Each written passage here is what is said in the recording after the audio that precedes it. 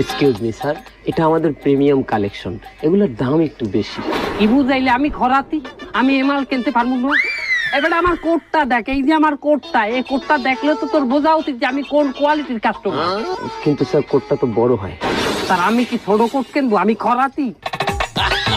তোর এই জামার দাম কত? আমি এইটাই কিনবো, বল দাম কত? 4000 টাকা তাই প্যাকেট করে দিয়েছে। না না খারাপ, তোমরা ডিসকাউন্ট দাও না?